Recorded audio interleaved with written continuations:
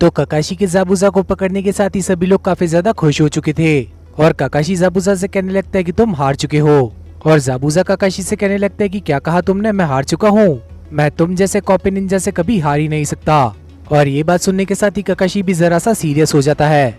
तुमने मुझे काफी अच्छी तरीके से कॉपी किया। सबसे पहले तुमने अपने क्लोन को आगे बढ़ाया और फिर मेरे बाहर निकलने का इंतजार किया। ये काफी ज्यादा अच्छी कोशिश थी, लेकिन तुम मुझे बेवकूफ नहीं बना सकते। और इतना कहने के साथ ही जाबुजा काकाशी के पीछे आ जाता है और हम लोगों को मालूम चलता है कि जिसे काकाशी ने पकड़ा था वो एक वाटर क्लोन था, जिसके चलते जाबुजा काकाशी के ऊपर वार करता है, लेकिन काकाशी उसके अटैक से बच जाता है। लेकिन तभी जाबुजा काकाशी को एक जोर की लात मार देता है, जिस वजह से काकाशी हवा में उड़ जाता है, जिसके चलते जाबुजा काकाशी का पीछा करने लगता है। लेकिन नारुतो और बाकी के लोगों ने जमीन पर कांटे फेंक दिए थे और ये चीज देखने के साथ ही जाबुजा कहने लगता है, क्या तुम सचमुच में ऐसी पचकानी हरकतों से मुझे रोकने की कोशिश कर रहे हो?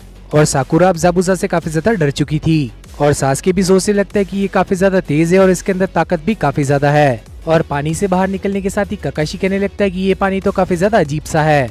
और तभी जाबुजा काकाशी के पीछे आने के साथ ही उसके ऊपर एक जुत्सु करने लगता है और हम लोग देख पाते कि काकाशी एक पानी की बॉल के अंदर बंद हो जाता है और काकाशी सोचने लगता है कि पानी के अंदर छिपना उसकी सबसे बड़ी गलती थी। और जाबुजा काकाशी से कहने लगता है कि ये वाटर प्रिजन है, ये स्टील से भी ज्यादा मजबूत है और तुम इससे बाहर नहीं निकल पाओगे। जिसके चलते जाबुजा कहने लगता है कि तुम्हें मारने से पहले मुझे तुम्हारे साथियों को मारना चाहिए। और तभी जाबुजा अपना एक और वाटर क्लोन बना लेता है और जाबुजा का क्लोन बाकी के लोगों से कहने लगता है, तुम्हें क्या लगता है कि हेडबैंड पहनने के साथ ही तुम एक निंजा बन गए? एक निंजा बनने के साथ ही तुम्हें मौत का सामना करना पड़ता है और वो भी तब तक जब तक तुम्हें उसका डर ही खत्म क्यों ना हो जाए। साथ ही तुम्हें इतना ज्यादा खतरनाक होना होगा कि तुम्हारा नाम ही बिंगो बुक के अंदर आ जाए और तभी तुम एक निंजा कहलाने लायक बन पाओगे। लेकिन तुम जैसे बेवकूफ उस मुकाम तक पहुंच ही नहीं सकते। और इतना कहने के साथ ही जाबुजा कोहरे के अंदर गायब हो जाता है और इस चीज को देखते हुए नारुतो काफी ज्यादा डर जाता है। और तभी जाबुजा का क्लोन नारुतो को एक लात मारता है, जिस वजह से नारुतो नीचे गिर चुका था, साथ ही साथ उसका हेडबैंड भी खुल चुका था और जाबुजा उसके हेडबैंड पर पैर रख देता है। और इस चीज को देखते हुए सभी लोग काफी ज्यादा डर जाते हैं। और ये चीज देखते हुए काकाशी कहने लगता है,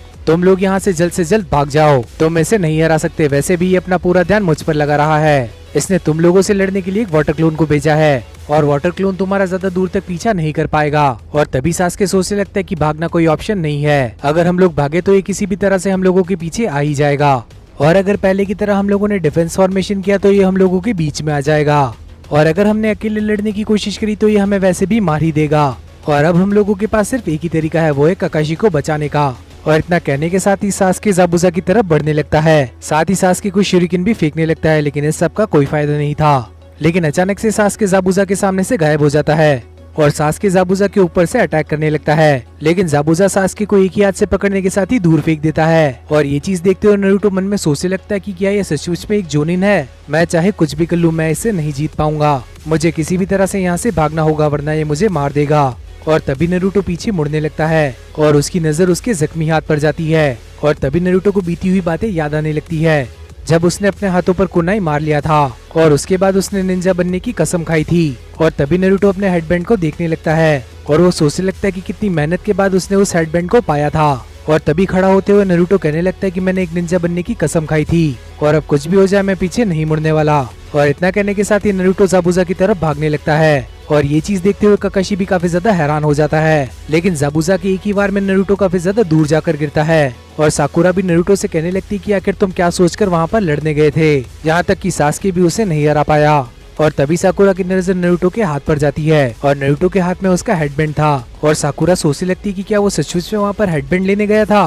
और तभी नारुतो जाबुजा से कहने लगता है, अजीब सी आंखों वाले, अपनी बिंगो बुक के अंदर जाकर एक और नाम लिख दो और वो इंसान आगे चलकर होकागे बनेगा। और अपना हेडबैंड पहनते हुए नारुतो कहने लगता है, जिसका नाम है नारुतो उज़ुमाकी। और नारुतो की ये बात सुनने के साथ ही जाबुजा भी सोच में पड़ जाता है और ताजुना भी अपने मन में सोचने लगता है कि मुझे लगा था ये बच्चा सिर्फ बातें ही कर सकता है, लेकिन इस बंदे में तो सचमुच में काफी ज्यादा हिम्मत है। और तभी नारुतो सासुके से कहने लगता है कि हम लोगों को साथ में मिलकर काम करना चाहिए और सासुके भी कहने लगता है कि तो तुमने टीम वर्क का सोच ही लिया। और ये चीज होते देख साकुरा भी काफी ज्यादा हैरान हो जाती है, लेकिन तभी जाबुजा कहने लगता है कि ये सुनने में काफी ज्यादा अच्छा लग रहा है, लेकिन तुम्हारा प्लान मेरे ऊपर काम नहीं करने वाला। लेकिन तभी काकाशी कहने लगता है कि मैंने तुम लोगों को भागने को कहा था तो जल्द से जल्द भाग जाओ, ये लड़ाई तभी खत्म हो गई थी जब मैं पकड़ा गया था। तुम्हारा मिशन अपने आप को हिम्मत वाला दिखाना नहीं है बल्कि ब्रिज बिल्डर को बचाना है। और ये चीज सुनने के साथ ही ताजुना कहने लगता है कि मैंने तुम लोगों को मुसीबत में डाल दिया, इस सब की वजह मैं हूँ।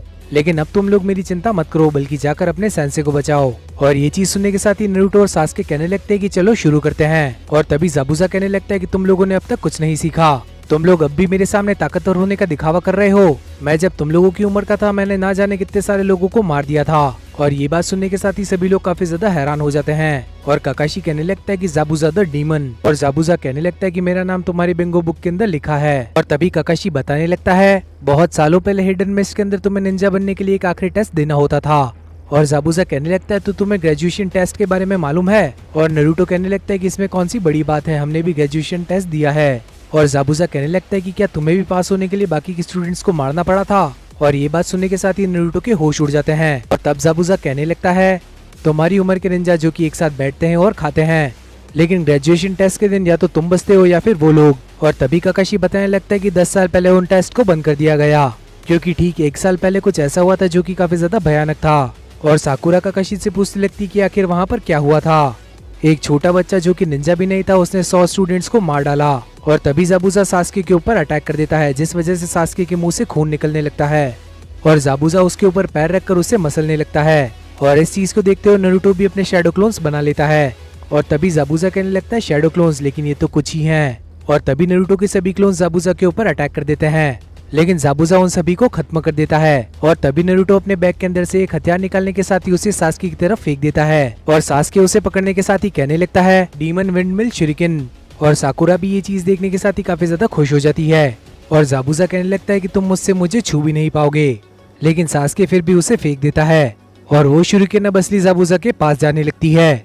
और ज़ाबुज़ा कहने लगता है कि उसका टारगेट मैं था, लेकिन फिर भी ज़ाबुज़ा उस शुरिकेन को पकड़ लेता है। लेकिन तभी एक और शुरिकेन ज़ाबुज़ा के पास आने लगती है। और उसे देखने के साथ ही ज़ाबुज़ा कहने लगता है कि एक और शुरिकेन जो कि एक शैडो शुरिकेन है, और वो पहली शुरिकेन की शैडो में छुपा था। और साकुरा भी सोचने लगती है कि दूसरी शुरिकेन से वो वैसे भी नहीं बच सकता, लेकिन उस शुरिकेन के पास में जाने के साथ ही ज़ाबुज़ा उससे कूदकर बच जाता है। और ज़ाबुज़ा कहने लगता है कि मैंने कहा था कि शुरिकेन मुझे छू भी नहीं सकता।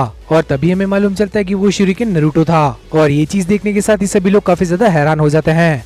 और तभी नारुतो ज़ाबुज़ा के ऊपर एक कुनाई फेंक देता है। और इसी चीज के चलते ये एपिसोड भी यहीं पर खत्म हो जाता है।